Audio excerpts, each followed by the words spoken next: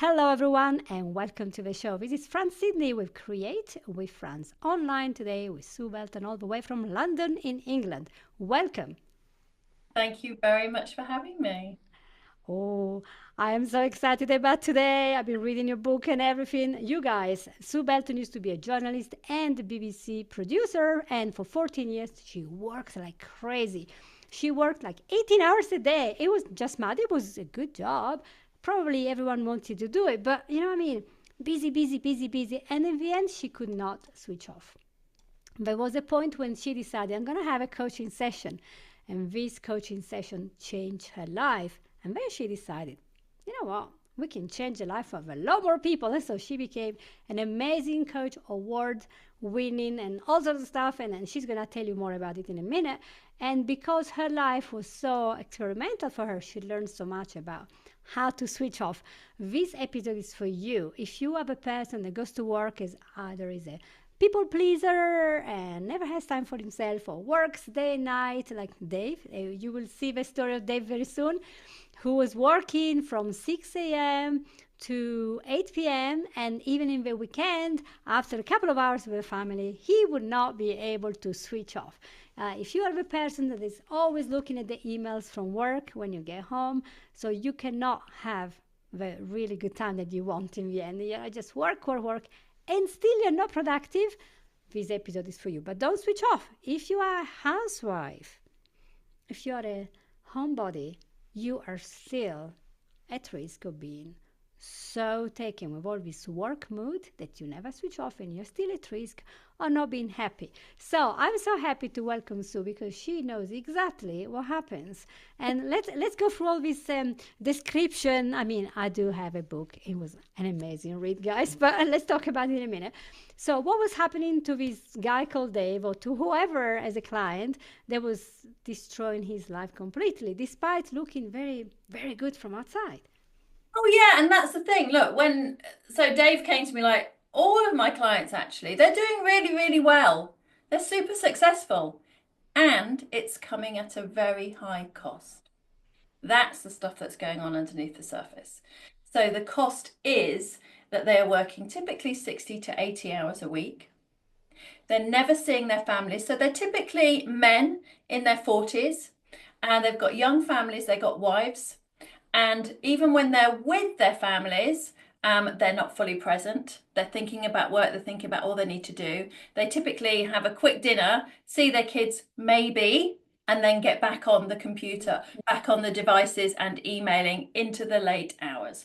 And then into the weekends as well. So super successful, but not really because they're not focusing on the right things, even when they're in the workplace either. Right. So it's not that this person is going around looking very sad. They're looking very happy, successful, maybe very wealthy, and you probably envy them. But their families are thinking about divorce because the wife never sees the husband, or the husband never sees the wife, or Yeah. maybe they're cheating, or maybe they're depressed, maybe they're binge eating because Yeah, they and you can't cope. say and you say they look great, but typically they don't look that great. Do They look they? great. They're successful, and they've Okay. got money, and they've got a big car, and they can live in a nice place, and all of that. But Mm-hmm. typically they're overweight. Typically they're over drinking. Mm-hmm. Typically or over drugging. But typically it's red wine seems to be a common denominator.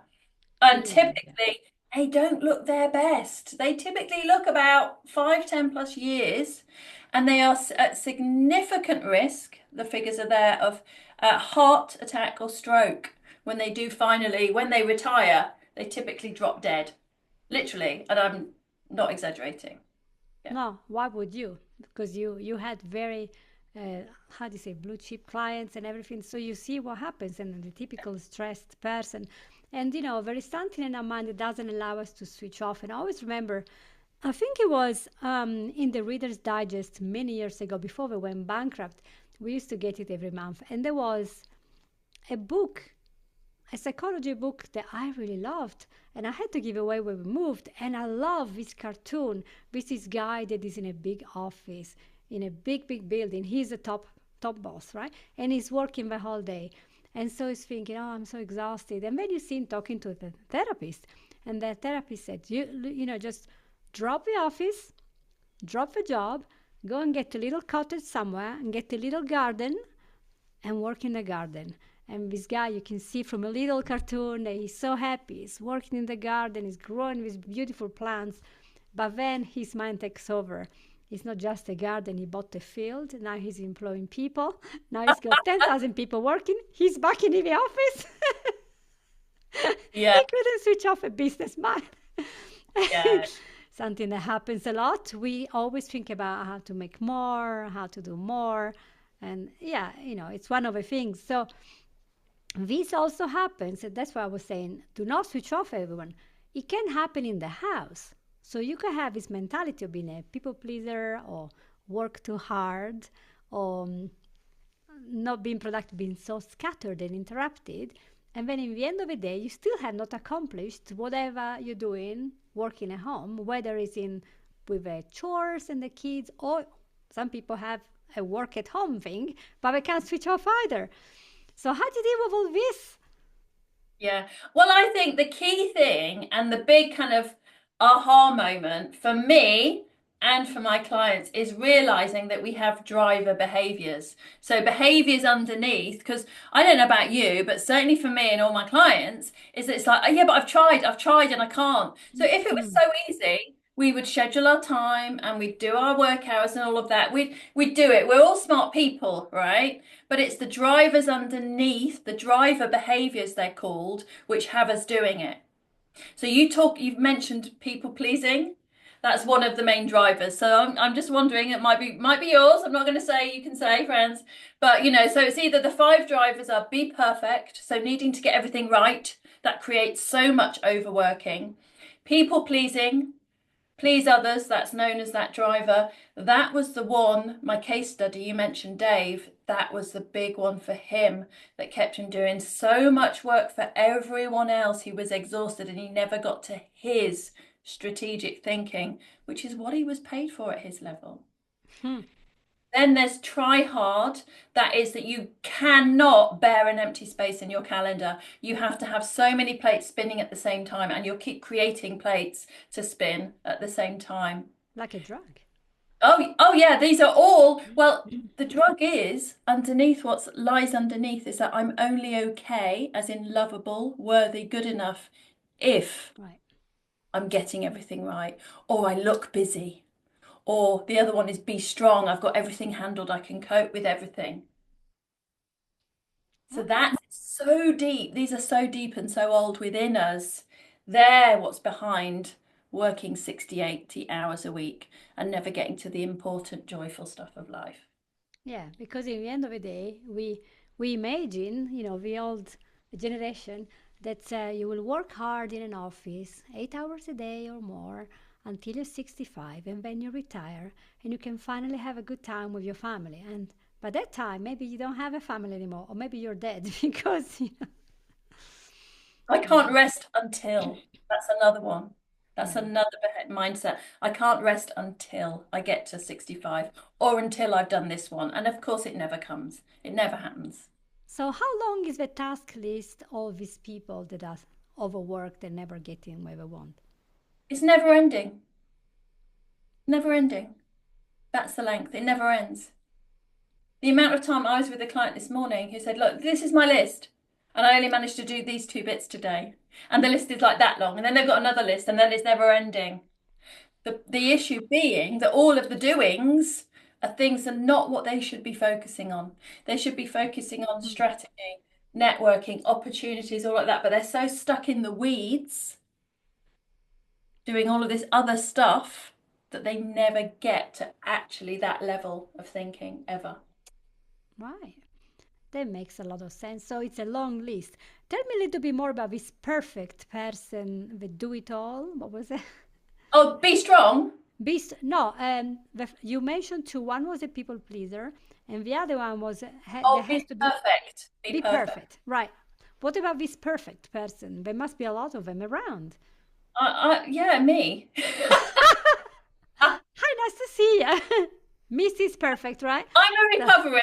Miss Perfect. So be perfect. So typically we have two or three drivers, but we have a really strong one. So my main one, my biggest one is be perfect, and it's horrible. So you can recognize a be perfect person because they always have well done nails.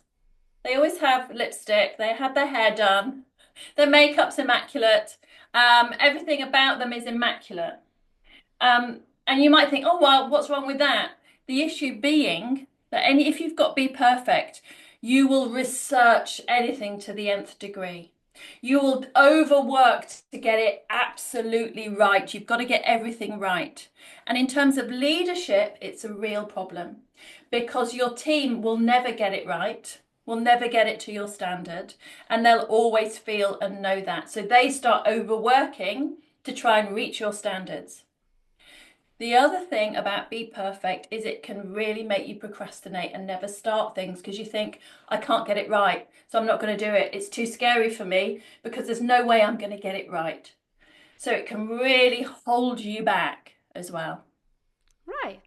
I mean, I hate to do therapy online, but I'm just thinking my daughter does that sometimes. She's only 17, and sometimes she has a task in front of her, and she thinks, oh, I'm never going to be able to do it in this time or that well. So I'm not even doing it. I'm not even starting. And I'm like, well, come on. I don't know how she got it because I never, you know, passed it, that Yeah. idea. Well, she may have taken that on because that wasn't in existence in the family system. So she may have taken on the role of being perfect, of Of getting being everything perfect. right, and been rewarded for that. Yeah. Yeah, I like to reward effort instead of perfection because also who says perfection? I mean, a cake might be perfect for me and is too dry or too moist for you, or too sweet or too bitter. So it's never going to be perfect, isn't it? But isn't it amazing that at work we have all these people and the whole month I've been focusing on, for some reason, everyone that came to me was talking about problems we have at work with all sorts of things like belonging and all sorts of facets of employment. They make employment a really tough thing because you arrive home drained and we want to change this.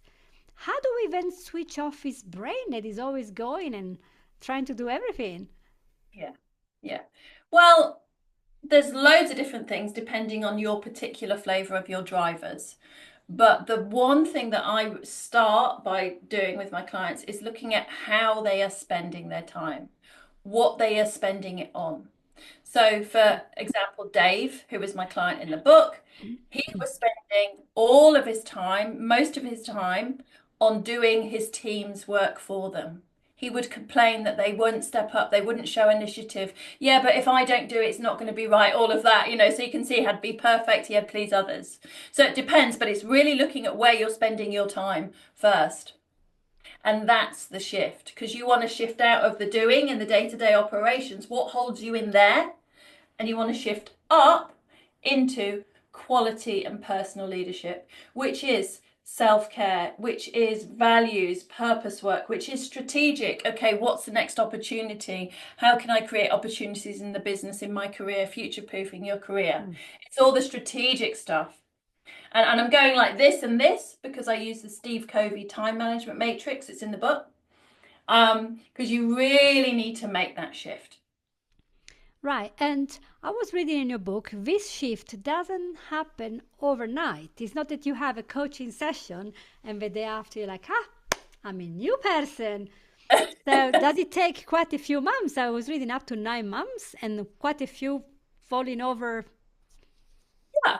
I mean, look, it took Dave, it definitely took Dave 9 months, but I was with a client this morning. It's taken her just under 3 months. So, look, it depends how the level of commitment, the level of self-awareness, the level of work, the level of how ingrained it is, and also how bad it's got for the client. Because the client I was with this morning, it's got really bad for her, and she was really on the edge of burnout, and she was saying, I'm on the edge. If I don't do something now, and she's got a young child, it's game over. Yeah. So because it's so bad for her, she has plowed through, and within less than 3 months, she's made a massive shift. There's still work to go, Don't get me wrong, there always will be work to go, and she may fall off and get back on. That's part of the process, but it depends. But I would say the biggest help is if it's really, really bad for you, you're going to change it faster than others. Yes, I don't know if it was Tony Robbins that said when the pain of change is lower than the pain of remaining there, that's how you decide. Because if you remain in your situation, you're looking at how much pain I'm having in this situation. But if I have to do the work for change, that's painful. Which one is worse? When the pain of remaining as you are is higher, then you're ready to change.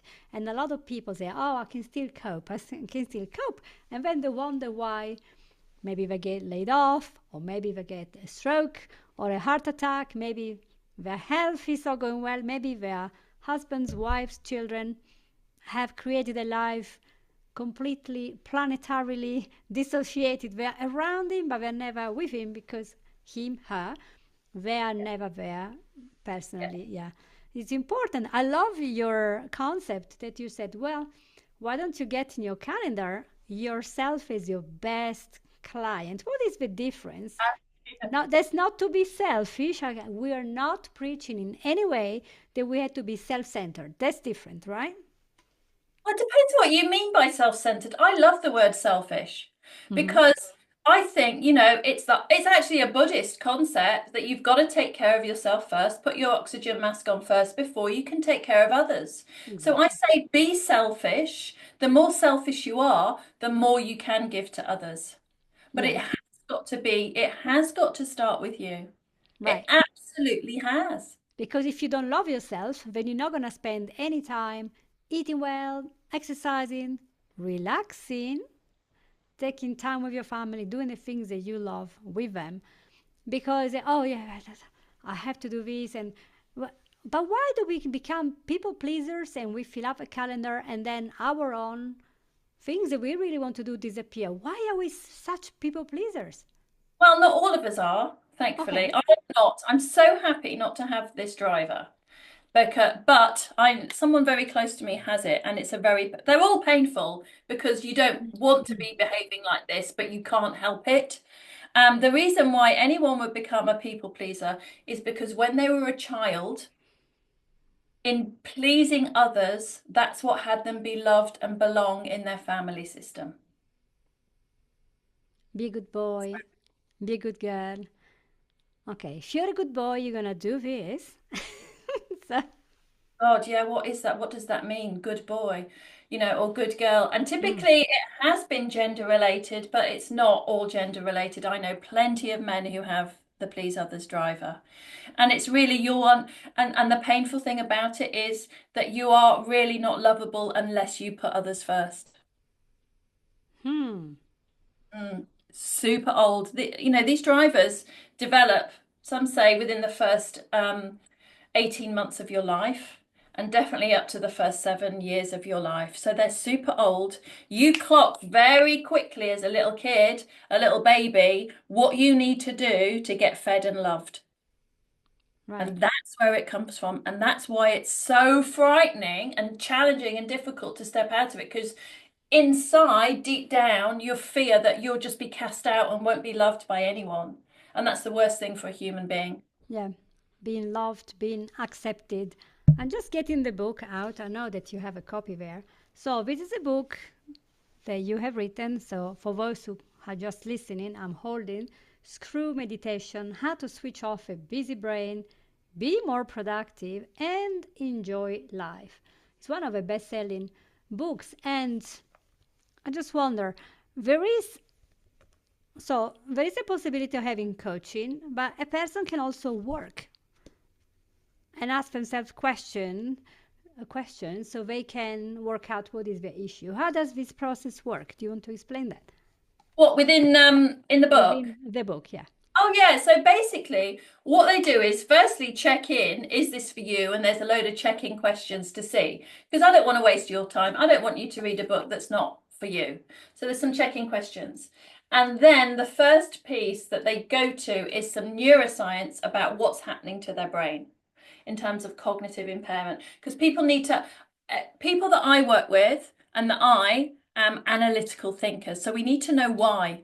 Why should I do this? What is happening under the hood? What's happening to my brain?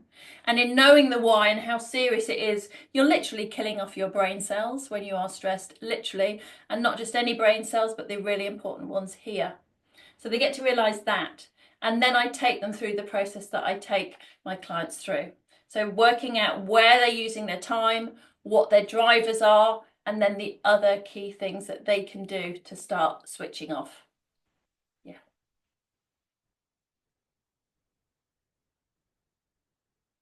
I can't hear you, Franz. Ah, There you go.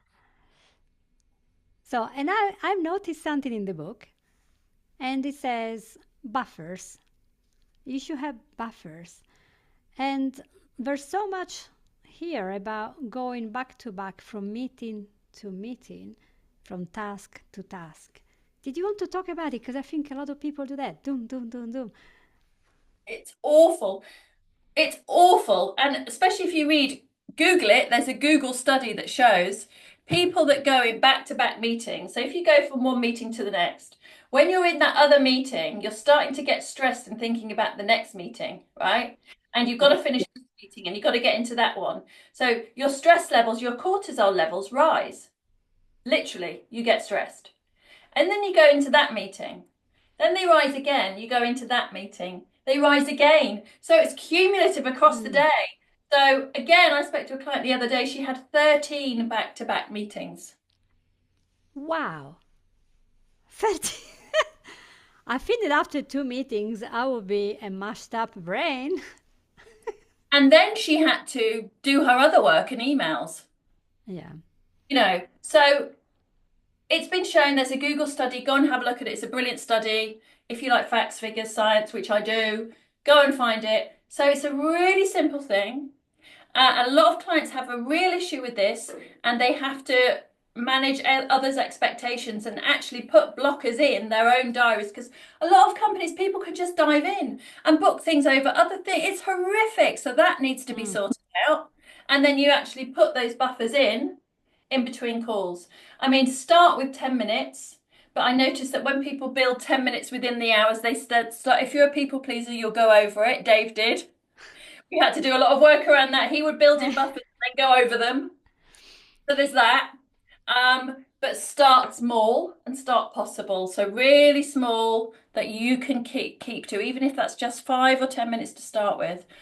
I personally have 30-minute buffers Right. between meetings, any calls, sessions, anything. And I have an hour lunch break every day Yeah. because I know what that does. Yes. It's Before important. this call, I had a coaching session and I'd been into town and had a 2 hour coaching session. So I took an hour off and I sat on my bed, had a chat with my fiance. We had a coffee and a snack. I didn't put anything else into my brain. Mm. Nothing. No scrolling, nothing. Yes. I very same. You were talking about consuming.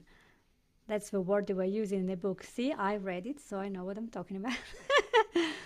And here's the thing, there is a difference between resting your mind between two big tasks, two meetings, and two important chats with somebody, and feeling with so much stuff that you're overwhelming because there's so much information we can take in it.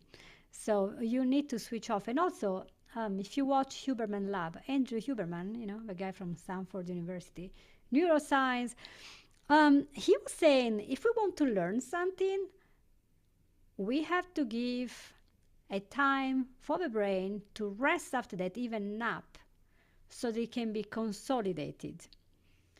And that it was a really pivotal point for me because a lot of learning can also be done in the evening just before going to sleep, which is incredible.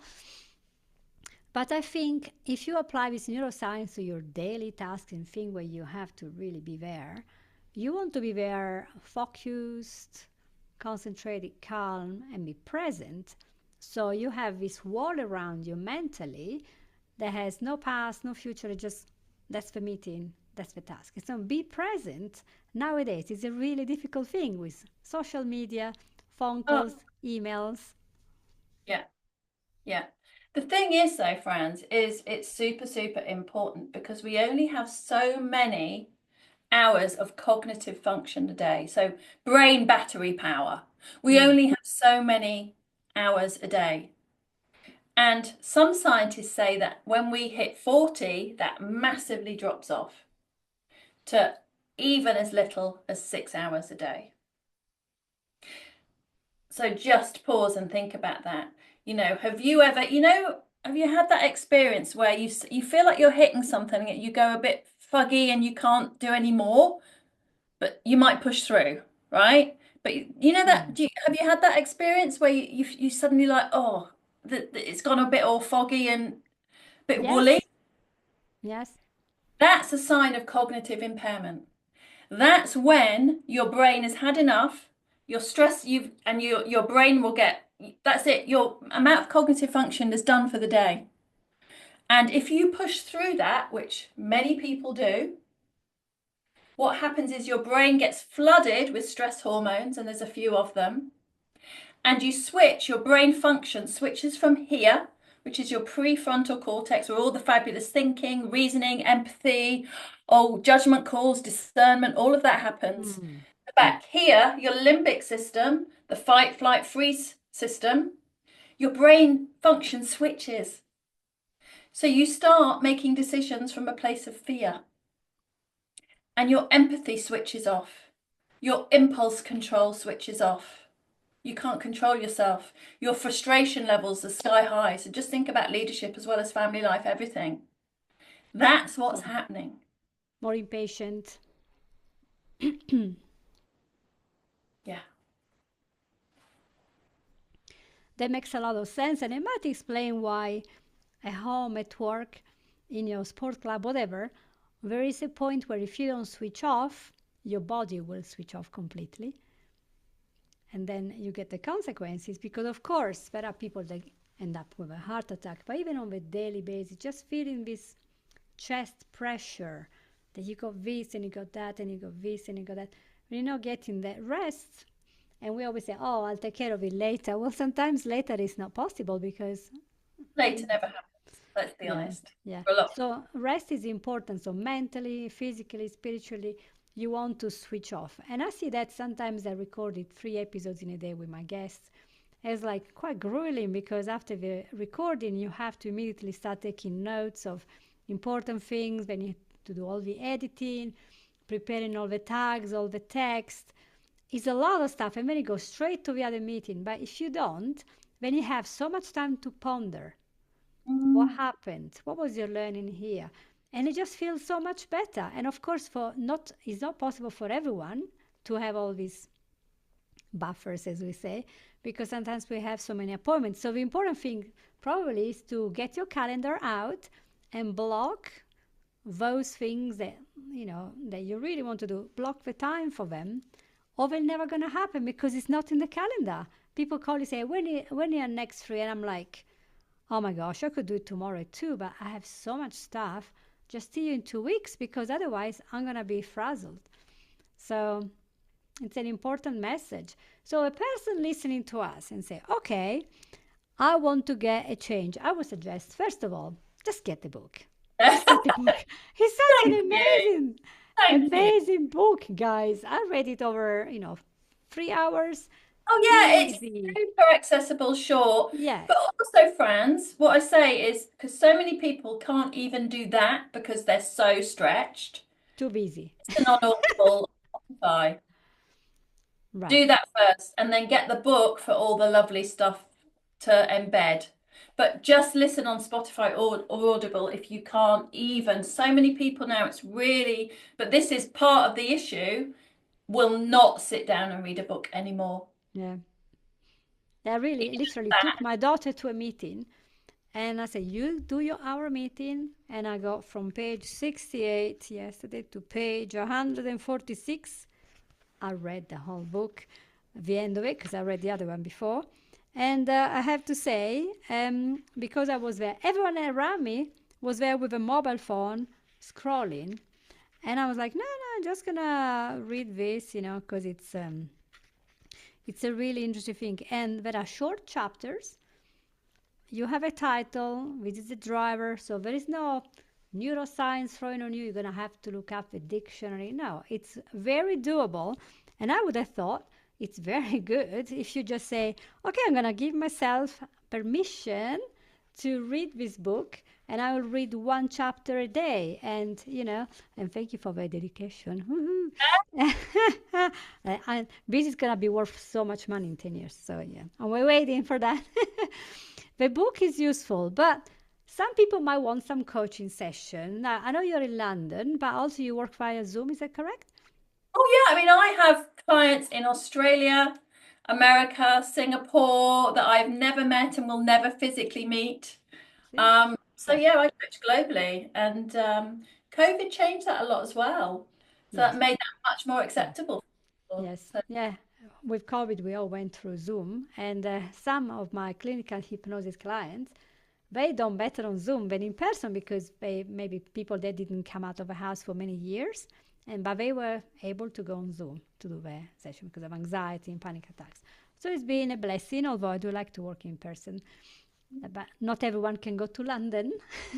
So you guys can on always Wimpole use Zoom. Street, darling, very fabulous. I love my coaching rooms in central Yeah, London. I love coaching is a great thing. For those who think that coaching is a waste of time, it is not because you have people that are on the ball, they're smart, they're fast, they're gonna nail you there. You're gonna be accountable. There's gonna be no excuses, and you're gonna see results from a first session.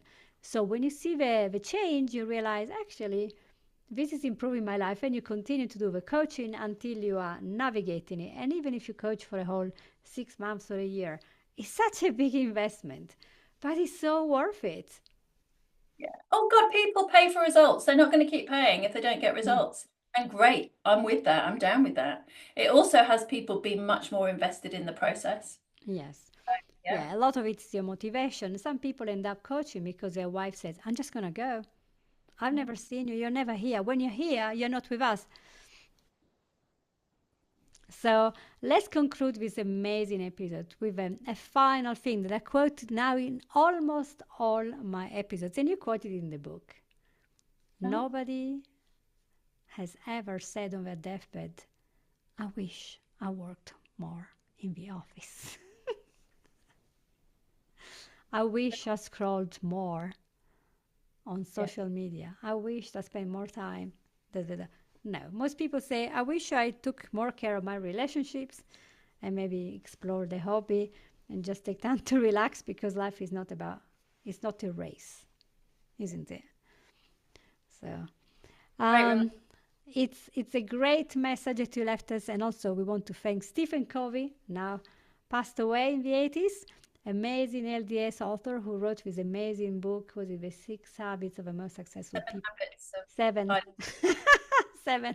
Hey, It, obviously one didn't work with you, Franz. Obviously one that didn't one work. didn't work. Yeah, I actually read it in PDF years ago, and I'm gonna buy it on print. It's on order. It will be uh, in my house next Thursday. No, this week. It's gonna come this week. So I want to give it to my daughter because she's always feeling overwhelmed. I can't do this. I can't do that. And I thought, you know what? You're gonna like his blueprint. It's so good for any age, and you embrace some of it, so and that's amazing. And that's a message you can do this. Put it in your task list. Put yourself as a first person that has to be good. If you are doing good, financially, emotionally, spiritually, however you see this, then you can help the other people. Then you can be more productive. Then you can spend more time doing what you like and less time worrying and being threatened about everything. So it's always a good investment in your own happiness that gives happiness to others. Because let's say, who on earth wants a grumpy wife or husband or child in the house or at work? We don't. We want happy people. And to be happy, you have to take care of your own mental health. So thank you, Sue, for being with us. It's been such a pleasure. Maybe I should get you an invitation to come back. Absolutely. Ah, it's so good. So thank you, and everyone, if you find this episode useful, which I really think you do, please share it with all your friends and maybe subscribe to the channel. Have a look at the website. We'll be putting all the details, and you can then click and look and see if you can have maybe a book or a course or a coaching session, whatever you need. So thank you so much, and I'll see you all next week. Bye bye.